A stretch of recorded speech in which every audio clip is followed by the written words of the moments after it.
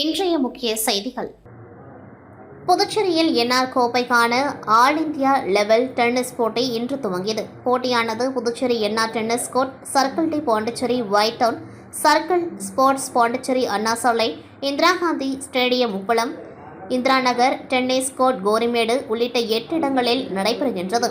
இன்று துவங்கி வருகின்ற 14ஆம் தேதி வரை 3 நாட்கள் நடைபெறும் இந்த போட்டியில் தமிழ்நாடு, ஆந்திரா, கர்நாடகா, கேரளா உள்ளிட்ட பல்வேறு மாநிலங்களில் இருந்து 553 வீரர்கள் மற்றும் வீராங்கனைகள் கலந்து கொண்டார்கள்.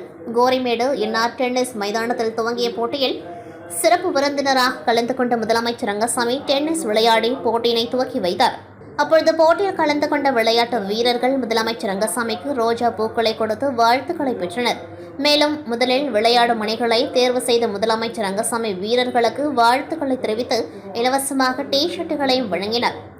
போட்டியின் இறுதி நாளான 14ஆம் தேதி வெற்றி பெறும் அணிகளுக்கு பரிசுகள் வழங்கும் நிகழ்வு நடைபெறுகின்றது. இதில் முதலமைச்சர் ரங்கசாமி கலந்து கொண்டு வெற்றி பெறும் வீரர் மற்றும் வீராங்கனைகளுக்கு சுமார் 6 லட்சம் ரூபாய் மதிப்பிலான விருதுகள் மற்றும் கோப்பைகள் வழங்குகின்றார்.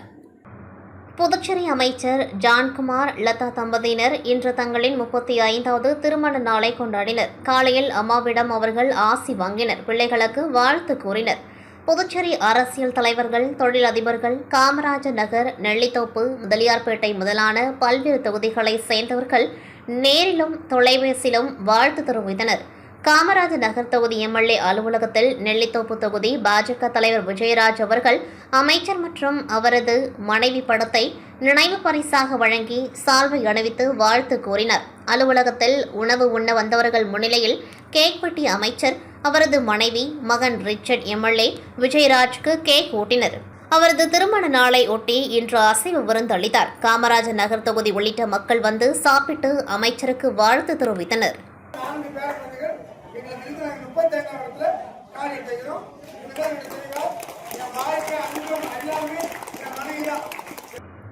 இந்தியாவின் 15வது குடியரசு துணைத் தலைவராக சி.வி. ராதாகிருஷ்ணன் அவர்கள் இன்று பதவியேற்றுக் கொண்டார்.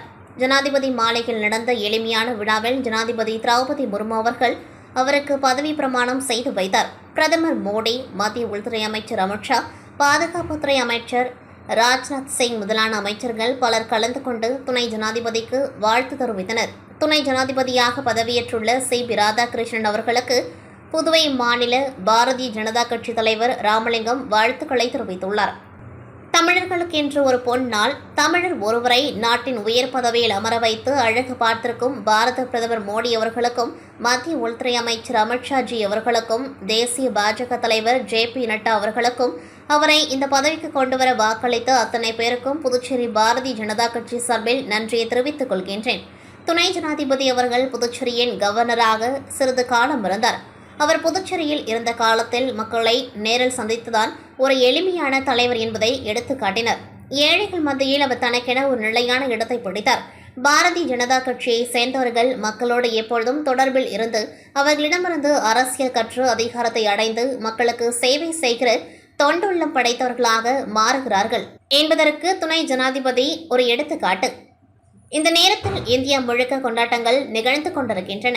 புதுச்சேரி மக்களும் அவருடைய நல்ல பணிகளை நினைத்து வாழ்த்துக்களை தெரிவிப்பார்கள்.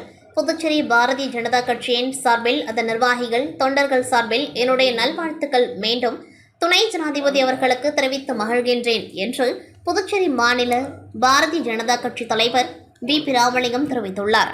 புதுச்சேரி முத்தியால்பேட்டை, விஸ்வநாத நகர் மற்றும் திருவள்ளுவர் வீதி சாலைகள் மிகவும் சேதமடைந்திருந்ததால் பொதுமக்கள் மிகுந்த சிரமத்திற்குள்ளாகி வருவதை அறிந்த சட்டமன்ற உறுப்பினர் பிரகாஷ்குமார் உடனடியாக நடவடிக்கை எடுத்து பொதுப்பணித்துறையின் மூலம் சுமார் 29 லட்சம் செலவில் 250 மீட்டர் சிமெண்ட் சாலை அமைக்கும் பணிக்கான பூமி பூஜை நடைபெற்றது. இதில் சட்டமன்ற உறுப்பினர் பிரகாஷ்குமார் கலந்து கொண்டு பூமி பூஜை செய்து பணிகளை துவக்கி வைத்தார்.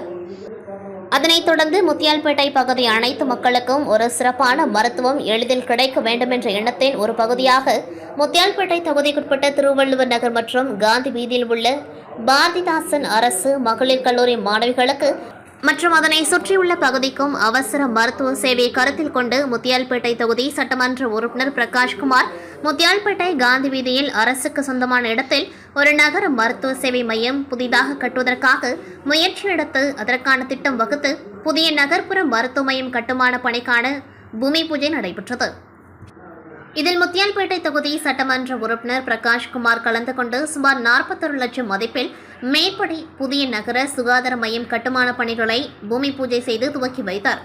இந்த நிகழ்ச்சியில் பொதுப்பணித்துறை செயலர் டாக்டர் முத்தம்மா, சுகாதாரத்துறை செயலர் ஜெயேந்திரகுமார், தலைமை பொறியாளர் வீரசெல்வம், சுகாதாரத்துறை இயக்குநர் டாக்டர் செவ்வேல், தேசிய சுகாதார இயக்க திட்ட இயக்குநர் டாக்டர் கோவிந்தராஜ், பொதுப்பணித்துறை செயற்பொறியாளர் கோபி, உதவி பொறியாளர் ராஜ்குமார், இளநிலை பொறியாளர் ஜோதி மற்றும் முத்தியால்பேட்டை ஆரம்ப சுகாதார நிலைய மருத்துவர் அர்ச்சனா மற்றும் சுகாதாரத்துறை ஊழியர்களும் பொதுப்பணித்துறை அதிகாரிகளும் சட்டமன்ற உறுப்பினரின் ஆதரவாளர்களும் என்ஆர் காங்கிரஸ் நிர்வாகிகளும் என உறுப்பினர்களும் திரளாக கலந்து கொண்டார்கள். அரியங்குப்பம் தொகுதி பாஜக தொகுதி தலைவர் வசந்த் அவர்களின் பிறந்தநாள் கோலாகலமாக கொண்டாடப்பட்டது. அரியங்குப்பம் சிக்னலில் 200க்கும் மேற்பட்டோருக்கு அன்னதானம் வழங்கப்பட்டது. அதைத் தொடர்ந்து தேங்காய் திட்டில் 250 நபர்களுக்கு அன்னதானம் மற்றும் தாய்மார்களுக்கு சேலை வழங்கப்பட்டது. மேலும் முருங்கப்பாக்கம் திரௌபதியம்மன் கோவிலில் 300க்கும் மேற்பட்டோருக்கு விருந்து வழங்கப்பட்டது. மேலும் பிரம்மன் சதுக்கம், வள்ளலார் கோவில், காக்கையன்தோப்பு, பெரியார் சிலை ஆகிய இடங்களில் அன்னதானம் வழங்கப்பட்டது. இந்த நிகழ்ச்சிகளை அந்தந்த பகுதி பாஜக நிர்வாகிகள் ஏற்பாடு செய்திருந்தனர். இந்நிகழ்ச்சியில் அரியங்குப்பம் தொகுதி பொறுப்பாளர் சக்தி பாலன், பாஜக மாநில துணைத் தலைவர் பழனி மற்றும் சந்திரமோகன், அன்பு, முருகன், ராமு, வெங்கட், தஷ்னா, மணி, பாலாஜி, ஆறுமுகம், பரத், மகேஸ்வரன், செல்வராஜ், வரதப்பன், பாண்டியன், கோவிந்தன், இளைஞரணி அருண், செந்தில், சுரேஷ், அன்பரசன், வீரன், கருணாமூர்த்தி, ராமன், மகேஸ்வரி, குப்பம்மாள், மஞ்சுநாதன், சக்தி முருகன், ராமபாண்டியன், தண்டபாணி, பொன்னம்பலம், சுதாகர், ராதாகிருஷ்ணன், ஆனந்தன், பிஜேபி கட்சி நிர்வாகிகள் கலந்து கொண்டார்கள். சிவன் சலங்கை நாட்டியாலயாவின் பரதநாட்டிய அரங்கேற்ற நிகழ்ச்சி கம்பன் கலையரங்கத்தில் நடைபெற்றது. விழாவில் 7 மாணவிகளுக்கு அரங்கேற்றம் நடைபெற்றது. அதன்படி மாணவிகள் ஸ்வேதா, தனுஷ்கா, அனன்யா, அனுஸ்ரீ, வித்திகா, ஹர்ஷிதா, சுவாதி லட்சுமி ஆகியோர்கள் அரங்கேற்றத்தில் பங்கு பெற்றனர். விழாவின் சிறப்பு விருந்தினராக AKD Arumugam MLA, Aishwaryam oil mill உரிமையாளர் சதீஷ்குமார், வரதராஜா டிரேடிங் கம்பெனி உரிமையாளர் வரதராஜ பெருமாள், கவுண்டர், என்ஆர் காங்கிரஸ் தொண்டரணி மாநில தலைவர் வீரா என்கின்ற வீராசாமி மற்றும் chairman each foundation and each world record counter of Puduvai அரசு Kalaimamani Avadi association professor doctor Tamilvanan மற்றும் நாட்டிய சூடாமணி டாக்டர் குமரன் ஆகியோர்கள் விழாவில் சிறப்பு விருந்தினராக கலந்து கொண்டு மாணவிகளுக்கு பரிசுகளையும் சான்றிதழ்களையும் வழங்கி விழாவினை சிறப்பித்தார்கள்.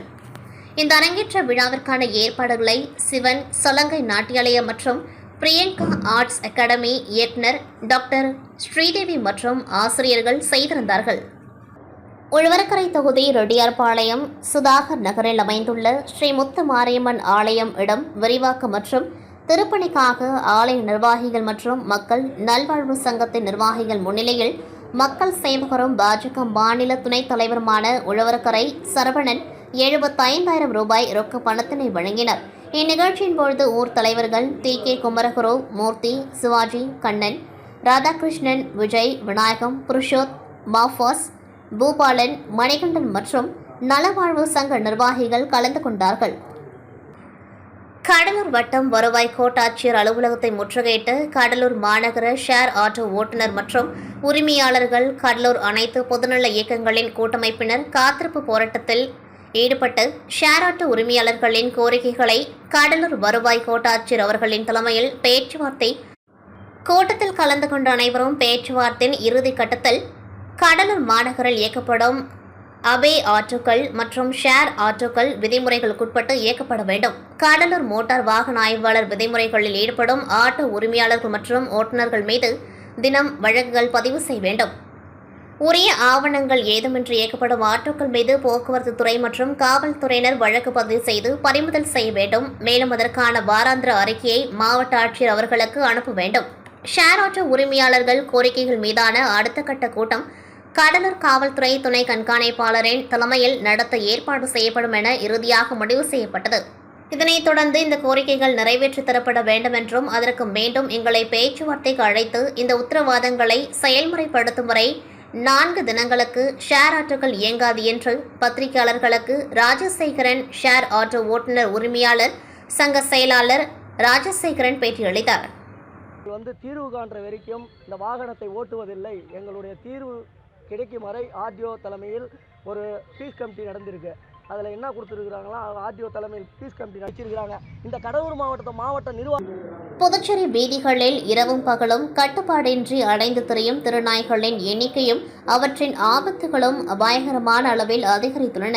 இந்நிலையில் பொதுமக்களின் அன்றாட வாழ்க்கையை பெரிதும் பாதித்து அச்சுறுத்தி வரும் திருநாய்கள் ஏதும் அறியாத குழந்தைகள், பள்ளிக்கு செல்லும் மாணவர்கள், முதியவர்கள் மற்றும் வெளியூர்களில் இருந்து புதுச்சேரிக்கு வருபவர்கள் என்று எவரையும் பாகுபாடின்றி துரத்தி சென்று கடிக்கும் சம்பவங்கள் சர்வசாதாரணமாகிவிட்டன. மேலும் இருசக்கர வாகன ஓட்டிகளை அச்சுறுத்தி அவர்களை விபத்துகளுக்கு உள்ளாகும் கலவரங்களும் நாள்தோறும் அரங்கேறிக் கொண்டிருக்கின்றன. சொறைப்பிடித்த வெறிப்பிடித்த நாய்களின் நடமாட்டம் சுகாதார சீர்கேட்டிற்கும் மன உளைச்சலுக்கும் காரணமாக அமைகிறது. இந்நிலையில் நேற்று நகரின் மையப் பகுதியான எஸ்.வி. பட்டேல் சாலையில் நடைபாதையில் சென்ற ஒரு சிறுமியை தெருநாய் ஒன்று கடித்து குதறிய சம்பவம் அதிர்ச்சி ஏற்படுத்தியுள்ளது. மேலும் இது தொடர்பான சிசிடிவி காட்சிகள் தற்பொழுது வெளியாகியுள்ளது. அதில் சிறுமி நடந்து செல்வதும் அப்பொழுது திருநாய் சிறுமியை கடித்து கொதறுவதும், இதனால் சிறுமி கையில் பலத்த காயமடைந்து ரத்தம் சொட்டு சொட்டு அவர் கதறி துடிக்கும் காட்சிகள் உள்ளன. இந்த அதிர்ச்சி தரும் சம்பவத்தால் புதுச்சேரி மக்களின் பாதுகாப்பு கேள்விக்குறியாகியுள்ளது. இத்துடன் செய்திகள் நிறைவடைகின்றது. நன்றி, வணக்கம்.